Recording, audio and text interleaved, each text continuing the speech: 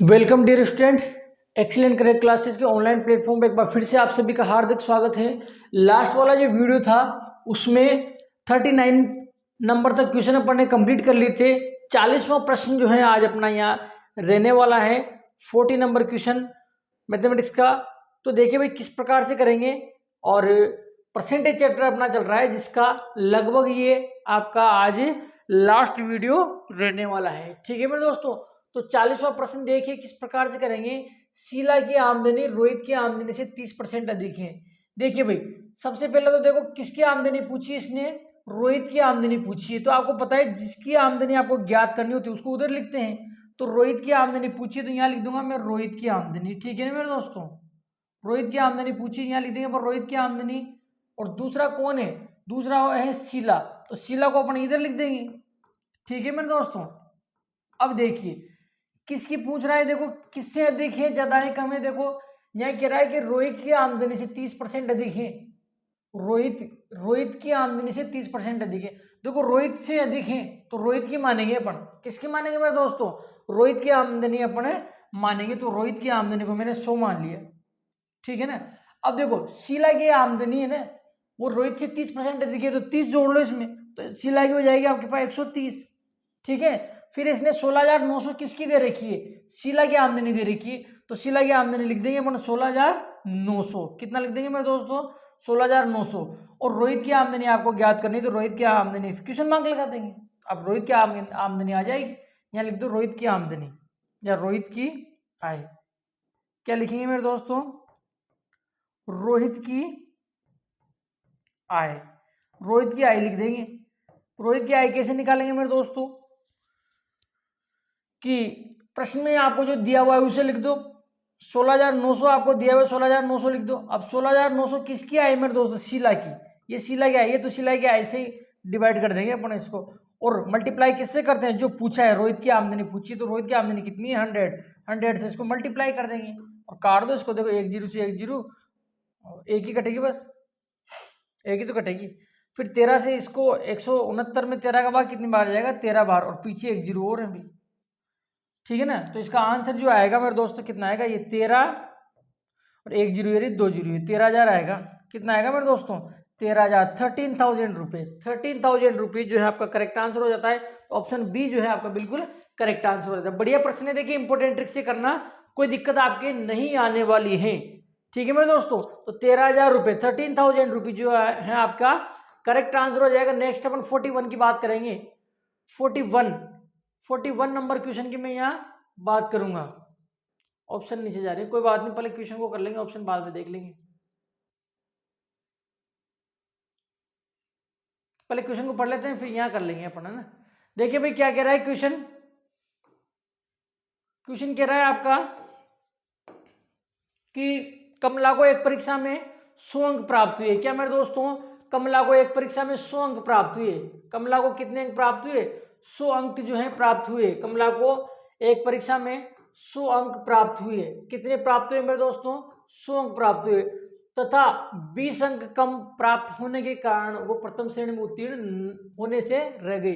देखो 100 अंक तो उसको प्राप्त हुए और 20 अंक कम प्राप्त हुए, इसलिए वो है ना प्रथम श्रेणी में उत्तीर्ण होने से रह गई। अब देखो 20 अंक कम प्राप्त हुए, तो अगर उसको 20 अंक और प्राप्त होते तो प्रथम श्रेणी में उत्तीर्ण हो जाती। ठीक है ना, तो प्रथम श्रेणी में उत्तीर्ण होने के लिए उसको कितने अंक चाहिए, इन दोनों को प्लस कर लेंगे, 120 अंक चाहिए। कितने चाहिए मेरे दोस्तों, 120 अंक जो है उसको प्रथम श्रेणी में उत्तीर्ण होने के लिए चाहिए। ठीक है ना मेरे दोस्तों, तो इन दोनों को प्लस कर लेंगे। फिर आगे कह रहा है यदि पूर्णांक 200 हो तो कमला को प्रथम श्रेणी में उत्तीर्ण होने के लिए कितने प्रतिशत अंकों की आवश्यकता है, फिर उसका प्रतिशत निकालना है। ठीक है मेरे दोस्तों, प्रतिशत उसका निकालना है। इंग्लिश मीडियम वाले बच्चे देखिए, Kamla score 100 marks in an examination and due to getting 20 marks less, due to getting 20 marks less she failed to pass, she failed to pass in first class. मतलब कि फर्स्ट क्लास में पास होने के लिए वो 20 अंकों से पीछे रह गई। 20 अंक कम आने की वजह से क्या रहेगी, पीछे रहेगी, मतलब फेल होगी। ठीक है ना। If the examination marks is 200, मतलब कि जो पूर्णांक है, टोटल जो अंक है वो कितने 200 हो, 200 हो, then what percentage of marks does Kamala need to pass in first class. मतलब कि फर्स्ट क्लास, कमला को फर्स्ट क्लास में पास होने के लिए कितने अंक चाहिए, कितने अंक की नीड है, आवश्यकता है। ठीक है मेरे दोस्तों, तो कोई दिक्कत वाली बात इसमें नहीं है, बढ़िया क्वेश्चन है। देखिए सिंपल सा क्वेश्चन है, यहाँ ऊपर कर लेते हैं अपन, कोई दिक्कत वाली बात इसमें नहीं है। देखिए भाई सिंपल सा क्वेश्चन है, ज्यादा कोई एक्स्ट्रा दिमाग लगाने की आवश्यकता नहीं है, सादा सिंपल सा क्वेश्चन है। देखिए कमला ने 100 अंक प्राप्त किए, समझना बात को, कमला ने 100 अंक प्राप्त किए और 20 अंक कम आए, इसलिए फर्स्ट डिवीजन पास नहीं हुई, फर्स्ट से मतलब फर्स्ट डिवीजन पास नहीं हुई। अब तुम सोचो अगर उसके 20 अंक और आ जाते तो फर्स्ट डिवीजन पास हो जाती, मतलब 20 अंक अगर और आ जाते, 20 मार्क्स और आ जाते तो फर्स्ट डिवीजन पास होती। तो फर्स्ट डिवीजन के लिए कितने चाहिए, 20 और चाहिए, तो 20 प्लस कर देंगे, तो फर्स्ट डिवीजन के लिए उसको 120 अंक चाहिए। कितना चाहिए मेरे दोस्तों, 120 अंक चाहिए उसको। अब देखिए अंक तो आगे आपको पता लग गया भाई 120 अंक चाहिए, कितना चाहिए मेरे दोस्तों, 120 अंक चाहिए, तो पता लग गया, परंतु वो इसका परसेंटेज पूछ रहा है भाई कितने परसेंट अंक चाहिए। ठीक है ना, तो इतने तो उसको चाहिए, ये अंक है, परंतु अंक नहीं पूछ रहा, परसेंटेज में पूछ रहा है। और टोटल अंक कितना है मेरे दोस्तों, टोटल जो अंक है वो है आपके 200। कितने हैं मेरे दोस्तों, 200। तो 200 के साथ इसका परसेंटेज निकालो ना, उसको कितने प्रतिशत अंक चाहिए पास होने के लिए, फर्स्ट डिवीजन पास होने के लिए कितने अंक चाहिए। तो परसेंटेज निकाल, कैसे निकालेंगे मेरे दोस्तों, परसेंटेज निकालने का सूत्र क्या होता है, छोटी संख्या बटा बड़ी संख्या इंटू 100। छोटी संख्या small number upon greater number, बड़ी संख्या इंटू 100, ये कर लेंगे, 2 जीरो से 2 जीरो कट जाएगी और 2 का भाग इसमें 60 बार जाएगा, तो आपका जो आंसर होगा वो होगा बिल्कुल 60% करेक्ट आंसर हो जाएगा। कितना हो जाएगा मेरे दोस्तों, 60% जो है आपका बिल्कुल करेक्ट आंसर हो जाएगा। 60%, 60% जो है आपका करेक्ट आंसर हो जाता है। 60% कौन सा है, ये रहा 60%, ऑप्शन सी जो है आपका बिल्कुल करेक्ट आंसर हो जाता है। 60% कौन सा मेरे दोस्तों, 60%, ये जो है आपका बिल्कुल करेक्ट आंसर हो जाता है 60%। ठीक है मेरे दोस्तों, नेक्स्ट अपन बात करेंगे 43 नंबर क्वेश्चन की, 42 नंबर क्वेश्चन की। 42 नंबर क्वेश्चन मेरे हिसाब से बाहर निकल रहा है यार, 42 नंबर क्वेश्चन नहीं निकल रहा, चल जाएगा भाई, ठीक है ना। 42 नंबर क्वेश्चन देखिए, 42वां प्रश्न देखिए क्या कह रहा है। ये मीना ने अंग्रेजी में 55%, 65% वो गणित में 90% अंक प्राप्त किए। गणित में कितना मेरे दोस्तों, 90% अंक प्राप्त किए। यदि प्रत्येक विषय का पूर्णांक 200 हो तो मीना ने दोनों विषयों में कुल कितने अंक प्राप्त किए। बहुत बढ़िया क्वेश्चन है, सीधा सा क्वेश्चन है, कोई दिक्कत वाली बात नहीं है। मीना गोट 65% मार्क्स इन इंग्लिश, इंग्लिश में कितना मेरे दोस्तों 60% marks, and 90% marks in mathematics, mathematics में कितना मेरे दोस्तों 90%। If the examination marks is each subject is 200, मतलब कि प्रत्येक का पूर्णांक कितना हो मेरे दोस्तों 200 हो, then what is the total marks, what is the total marks obtain by Meena in both the subject, मतलब कि दोनों सब्जेक्ट में उसने कितने अंक प्राप्त किए। तो देखिए बढ़िया क्वेश्चन है, कोई दिक्कत वाली बात इसमें नहीं है। कैसे करेंगे मेरे दोस्तों, पूर्णांक 200 और अंग्रेजी में कितना 65% अंक प्राप्त किए। देखिए पूर्णांक कितना है 200, 200, और अंग्रेजी में इंग्लिश में 60% अंक, 65% अंक प्राप्त किए, तो 200 का 65% निकाल लेंगे ना मेरे दोस्तों। यहाँ करते हैं, कैसे करेंगे देखो, यहाँ लिखता हूं मैं ना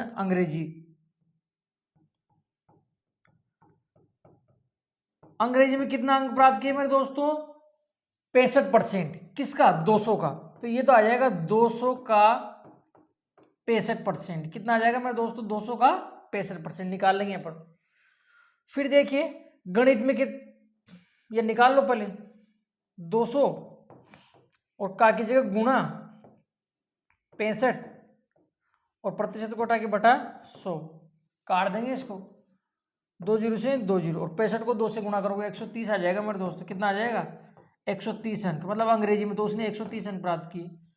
फिर देखिए गणित में कितने प्राप्त किया मेरे दोस्तों, गणित में 90%, तो यहाँ लिख देंगे गणित के अंक आ जाएंगे उसके, गणित मतलब कि मैथमेटिक्स मैथमेटिक्स में कितने अंक प्राप्त किए उसने? 200 का 90%। अब देखिए 200 का क्यों? क्योंकि प्रत्येक विषय का पूर्णांक 200 ही है, तो 200 का 90% प्राप्त किया। 200 का 90% निकालो। 200 का 90% कैसे निकालेंगे मेरे दोस्तों? यहां लिख देता हूं मैं। 200 का 90% कैसे निकालेंगे? देखिए 200 का तो 200, 200 इंटू का की जगह गुणा और 90 और प्रतिशत को हटा के बटा 100, तो ये भी 2 जीरो से 2 जीरो कट जाएगा देखो। और 90 को जब आप क्या समझे मेरे दोस्तों, 90 को 2 से गुणा करोगे तो 180 आ जाएगा। कितना आ जाएगा? 180 अंक आ जाएगा। ठीक है, अब आप देख पाते हैं कि क्या मेरे दोस्तों अंग्रेजी में तो उसने 130 अंक प्राप्त किए और गणित में उसने 180 अंक प्राप्त किए। कितना मेरे दोस्तों? 180 अंक प्राप्त किए। फिर वो कह रहा है कि दोनों विषयों में मिलाकर कितने अंक प्राप्त किए, तो दोनों विषयों के मिला लो, जोड़ लो दोनों। क्या कर देंगे मेरे दोस्तों? दोनों को जोड़ लेंगे, तो जोड़ दो दोनों को। 130 तो एक आ जाएगा और 180 एक आ जाएगा। जोड़ो, कितना हो जाएगा? 0 8 3 11 एक यहाँ से ले 310 हो जाएगा। कितना हो जाएगा मेरे दोस्तों? 310। तो 310 अंक जो है आपका बिल्कुल करेक्ट आंसर हो जाता है। कितना मेरे दोस्तों? 310 अंक जो है बिल्कुल आपका करेक्ट आंसर हो जाता है। और आप देख पाते हैं 310 अंक आपको दिखाई नहीं दे रहा, कोई बात नहीं, इसको ऊपर लेते हैं, नीचे डी ऑप्शन सही निकलेगा इसका। 300 कितना है? 10। 310 अंक जो है बिल्कुल आपका करेक्ट आंसर हो जाता है। ये रहा देखो 310, 310 अंक। तो ऑप्शन डी जो है आपका बिल्कुल करेक्ट आंसर हो जाता है। ऑप्शन डी आपका बिल्कुल करेक्ट आंसर हो जाता है, 310 अंक। कितना मेरे दोस्तों? 310 अंक, 310 मार्क्स। 310 मार्क्स जो है आपका बिल्कुल करेक्ट आंसर हो जाता है। नेक्स्ट बात करेंगे 43 नंबर क्वेश्चन की। कौन सा मेरे दोस्तों? 43 number question.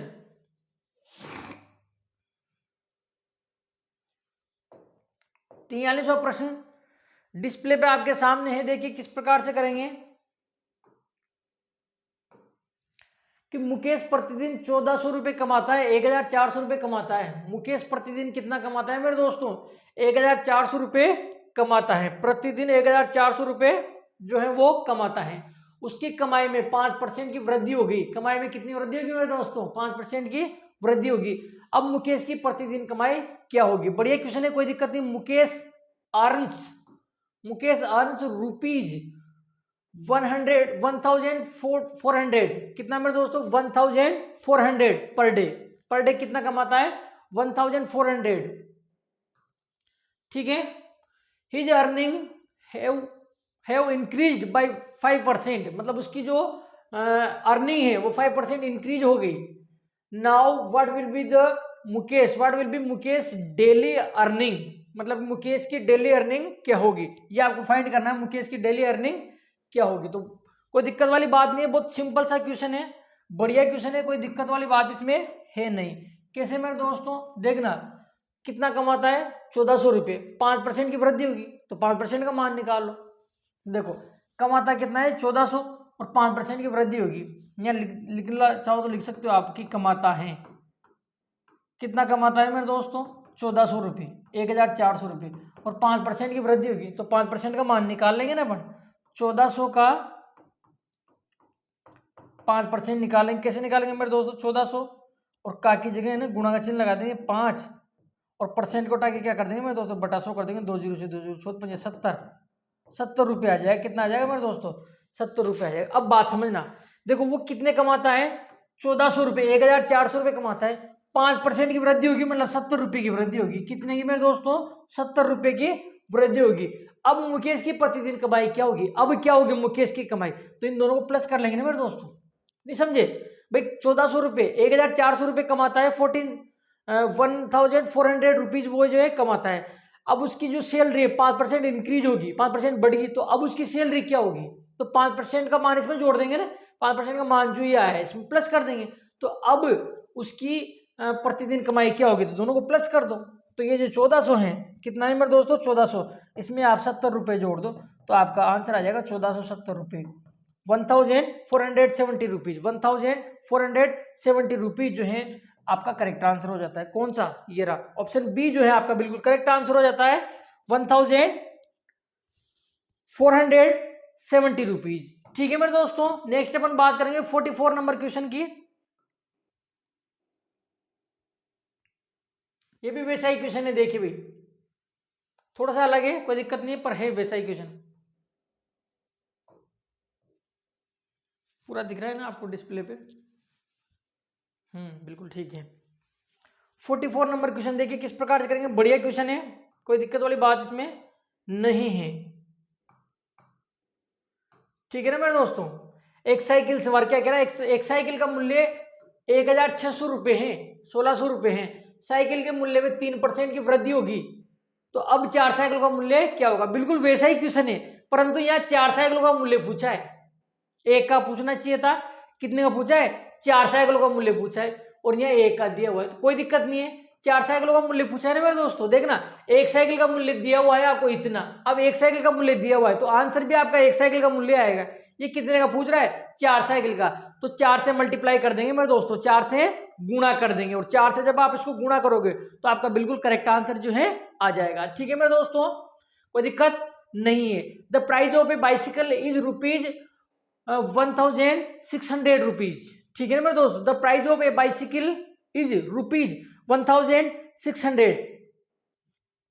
The price of the bicycle has increased by 3%, मतलब कि उसकी जो प्राइस है वो 3% इंक्रीज हो जाती है मेरे दोस्तों। Now what will be the price of 4 cycles, मतलब कि 4 जो साइकिल है उसकी क्या प्राइस क्या होगी, उसकी प्राइस जो है क्या होगी। ठीक है मेरे दोस्तों, तो बढ़िया क्वेश्चन है, कोई दिक्कत वाली बात इसमें नहीं है। देखना साइकिल का मूल्य कितना है, 1600 रुपये, 3% की वृद्धि होगी, 3% का मान निकालो, तो क्या करेंगे अपन 1600 का 3% निकाल लेंगे, कितना मेरे दोस्तों 1600 का 3%, 1600 मतलब कि 1600, और आपको पता है का की जगह गुणा का चिन्ह लगाते हैं 3, और प्रतिशत को हटा के अपन क्या लगाते हैं मेरे दोस्तों, बटा 100, काट दो इसको, 2 जीरो से 2 जीरो, कितना आ जाएगा मेरे दोस्तों 16 48 रुपये की वृद्धि होगी।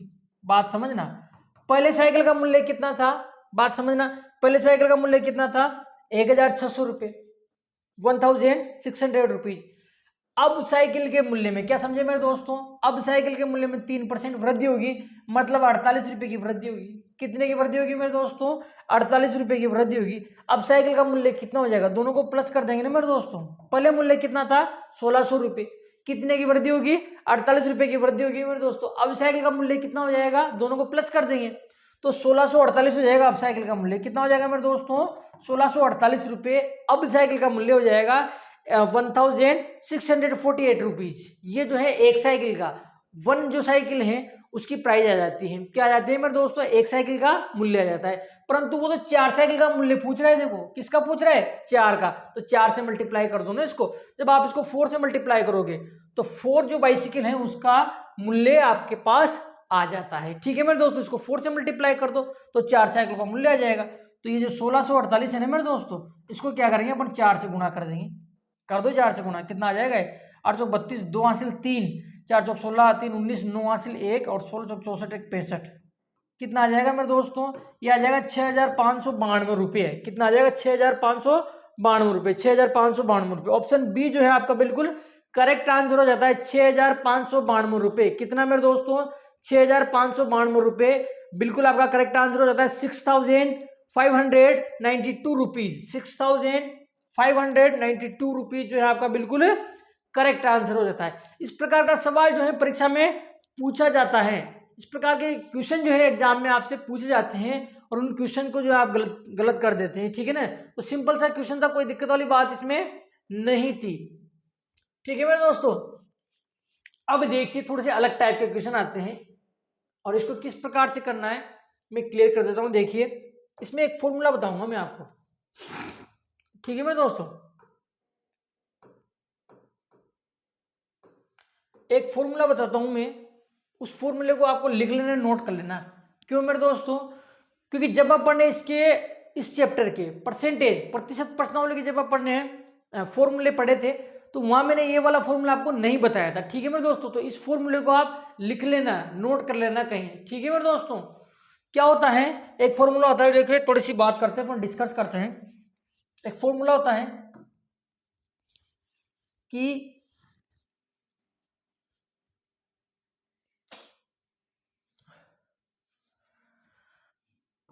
P इंटू 1+R बटे 100 घात T, ये एक फॉर्मूला होता है मेरे दोस्तों, ठीक है ना। किसका फॉर्मूला होता है? प्लस की जगह यहाँ प्लस माइनस लिखो आप, तो और थोड़ा सा बेस्ट रहेगा ये, प्लस माइनस, ठीक है मेरे दोस्तों, प्लस माइनस, प्लस भी है और माइनस भी है, ठीक है ना मेरे दोस्तों। ये एक फॉर्मूला लिखता हूं मैं, देखो P इंटू 1+-R बटे 100 घात T। अब देखना ये P क्या है, यहां लिख देता हूं मैं, P जो है ना आपका, यहां लिखता हूं, देखिए P जो है आपका, ये P है आपका प्रारंभिक मान। क्या है मेरे दोस्तों? P क्या है? प्रारंभिक मान। P जो है इसको लिखेंगे हम प्रारंभिक मान, प्रारंभिक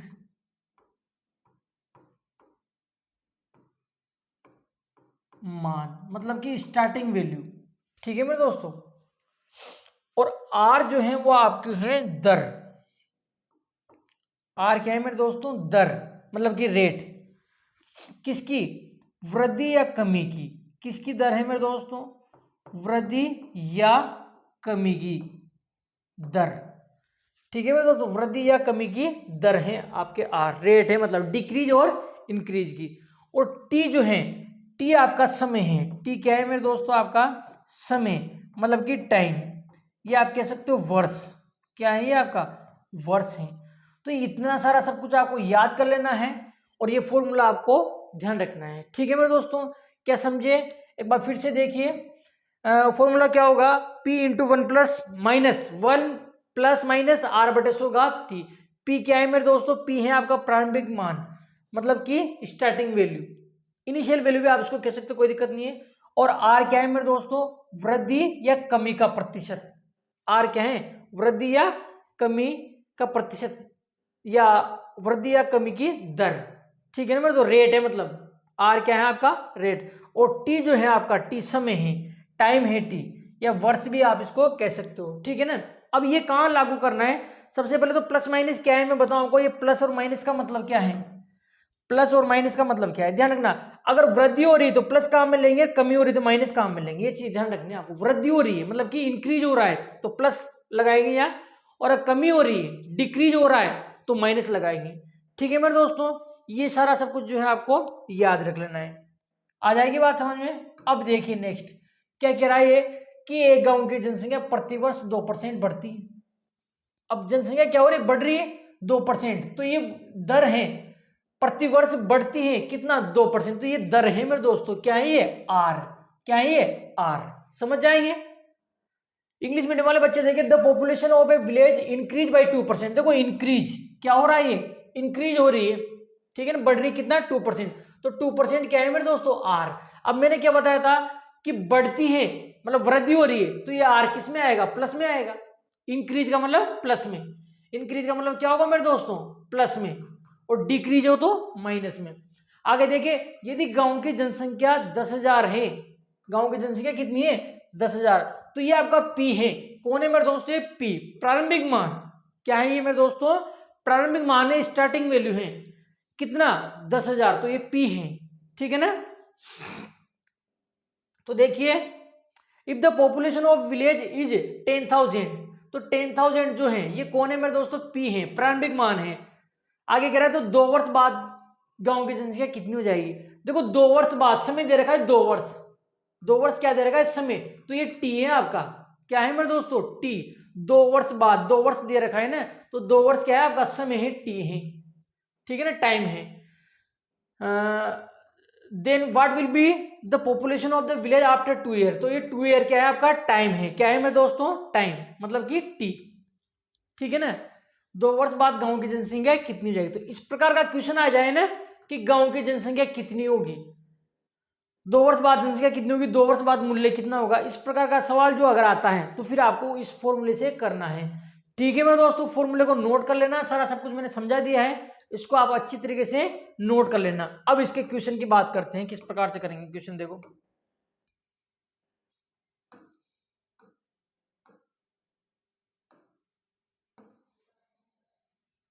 देखिए भाई, किस प्रकार से करेंगे अपन कि एक गांव की जनसंख्या प्रतिवर्ष 2% बढ़ती है, तो आर तो हो जाएगा आपका 2। अब देखना बढ़ रही है, तो बढ़ रही है तो क्या हो जाएगा +2, तो आर तो हो जाएगा 2%। ठीक है मेरे दोस्तों। अब गांव की जनसंख्या 10,000 है, तो ये हो जाएगा आपके पास पी, क्या हो जाएगा मेरे दोस्तों पी, कितना हो जाएगा 10,000 10,000। ठीक है। और 2 वर्ष बाद गांव की जनसंख्या पूछिए, तो टी कितना हो जाएगा 2 हो जाएगा। टी कितना हो जाएगा मेरे दोस्तों 2। गांव की जनसंख्या कितनी हो जाएगी। अब देखिए 2 वर्ष बाद गांव की जनसंख्या कितनी हो जाएगी, तो इसका फॉर्मूला मैंने क्या बताया, 2 वर्ष बाद गांव की जनसंख्या फॉर्मूला क्या बताया मैंने, पी इंटू 1 + R/100 घात टी। ठीक है मेरे दोस्तों। अब देखो मैंने यहाँ प्लस माइनस क्यों नहीं लिखा, ध्यान रखना प्लस माइनस वो मैंने सूत्र लिखाया था, सूत्र लिखाया था इसलिए प्लस माइनस लिखा है। यहाँ मैंने सूत्र नहीं लिखा, यहाँ मैं सवाल कर रहा हूँ, यहाँ क्वेश्चन को सोल्व कर रहा हूँ मैं, इसलिए मैंने प्लस माइनस नहीं लगाया। सूत्र जहाँ मैंने लिखा है वहां प्लस माइनस लिखा है, क्योंकि प्लस भी हो सकता है माइनस भी हो सकता है। अब यहाँ तो केवल बढ़ रहा है ना मेरे दोस्तों, डिक्रीज हो रहा है इंक्रीज हो रहा है, इसलिए प्लस ही लगाऊंगा मैं। ठीक है ना। अब इसको सोल्व कर दो आप, तो सबसे पहले कौन है पी, पी की वैल्यू कौन है मेरे दोस्तों 10,000 10,000 इंटू आगे देखिए 1 + R कितना है मेरे दोस्तों 2%, ये अपॉन 100, और टी कितना है मेरे दोस्तों 2, टी कितना है 2। इतना करने के बाद आपको क्या करना है मेरे दोस्तों, ये देखना 10,000 इंटू ये 102 लिख लेना है, आपको डायरेक्ट लिख लेना है मेरे दोस्तों, कितना लिखना है 102। समझना बात को 102 क्यों, क्योंकि अब 1 + 2/100 ये है ना, इसको एलसीएम लेके अपॉन 1 करके एलसीएम लेके जब इसको सोल्व करोगे ना, तो कितना आएगा मेरे दोस्तों 102/100 आएगा। कितना आएगा 102/100। इसको जब आप सोल्व करोगे कोष्टक को, तो कितना आएगा 102/100। ये कैसे करना है एक बार फिर से देख लीजिए, कैसे करना है मैं समझा दो, डायरेक्ट कर लेना, कोई दिक्कत नहीं है, और सोल्व करो तो सोल्व कर लेना, पर सोल्व करने में टाइम लगेगा, आप डायरेक्ट लिख देना। जैसे यहाँ अगर 2 है तो 102 लिख देंगे, इस नीचे वाले में प्लस करना है आपको डायरेक्ट, 2 है तो 102 लिख देंगे, 5 है तो 105 लिख देंगे, 10 है 110 लिख देंगे, 20 है 120 लिख देंगे। ठीक है मेरे दोस्तों। और सोल्व करना चाहो तो आप कर सकते हो, कोई दिक्कत नहीं है। तो 2 है नहीं, तो इसको मैं लिख दूंगा 102, क्या लिख दूंगा मेरे दोस्तों 102/100, और इसकी पावर कितनी लग रही है 2, घात कितनी लग रही है मेरे दोस्तों 2 लग रही है। अब आगे देखो, आगे क्या करेंगे देखना, देखना अपन आगे क्या करेंगे, इसको मैं लिख दूंगा 10,000, क्या लिखूंगा मेरे दोस्तों ये 10,000 इंटू का इंटू, देखिए इसके है ना, इसके घात 2 लग रही है, तो इसको 2 बार लिख दूंगा मैं, कैसे 102/100 इंटू 102/100। ध्यान रखना जितनी घात लग रही हो ना यहाँ पे उतनी बार लिखना है, 2 लग रही हो 2 बार, 3 लग रही हो तो 3 बार। अब इसको काट दो आप, देखिए 2 0 से 2 0 कट जाएगा, ये 2 0 से 2 0 कट जाएगा, इन दोनों को गुणा कर दो जिसमें आपका आंसर आ जाएगा। गुणा करो, कितना हो जाएगा 102 को 102 से गुणा करोगे ना आप, तो मेरे साथ 10,404 आएगा। ये कितना आएगा 10,404, क्योंकि 100 को 100 से गुणा करें 10,000 और 2 404 है क्या, 10,400 आएगा, गुणा कर लेते हैं अपन, गुणा ही कर दो कोई दिक्कत नहीं है, कर लेते हैं गुणा, कितना आता है देखो 102 को 102 से मल्टीप्लाई करो, 102 को 102 से मल्टीप्लाई करें कितना आएगा 204, फिर यहाँ आएगा 000, फिर आएगा आपके पास 201, कितना हो जाएगा 40401, 10,404 ही आएगा भाई, कितना आएगा 10,404, 10,404 आएगा 10,404।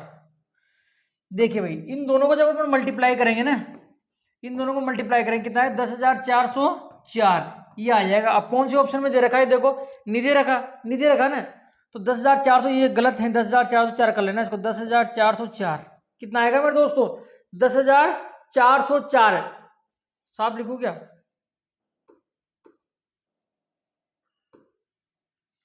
10,404 आपका करेक्ट आंसर आएगा। ठीक है मेरे दोस्तों। तो ये कह रहा है कि 2 वर्ष बाद गांव की जनसंख्या कितनी हो जाएगी, 2 वर्ष बाद गांव की जनसंख्या कितनी हो जाएगी, 2 वर्ष बाद गांव की जनसंख्या कितनी हो जाएगी, तो कितनी हो जाएगी मेरे दोस्तों 2 वर्ष बाद गांव की जनसंख्या 10,404 हो जाएगी। ऑप्शन डी जो है आपका बिल्कुल करेक्ट आंसर है, 10,404, 10,404 जो है 2 वर्ष बाद गांव की जनसंख्या हो जाएगी। ठीक है मेरे दोस्तों। तो इस प्रकार के क्वेश्चन जो है आपको ऐसे करने हैं। और देख लेता हूँ मैं टाइम कितना हो गया। ठीक है, मेरे हिसाब से आज के लिए इतना ही खूब है। नेक्स्ट जो क्वेश्चन है, 2-3 क्वेश्चन बच रहे हैं, उसको अपन नेक्स्ट क्लास में कर लेंगे। 46, 7, 8 3 क्वेश्चन बच रहे हैं, कोई ज़्यादा बड़ी बात नहीं, छोटा सा वीडियो बनेगा एक। ठीक है मेरे दोस्तों, तो आशा करता हूँ आज की हमारी क्लास आपको पसंद आई होगी। और क्लास अगर आपको पसंद आई हो तो इस क्लास को जो है आप अपने दोस्तों के साथ अधिक से अधिक शेयर करेंगे। ठीक है मेरे दोस्तों, मिलते हैं ऐसे किसी नेक्स्ट क्लास और मजेदार वीडियो में। तब तक के लिए स्वस्थ रहिए, मस्त रहिए, धन्यवाद।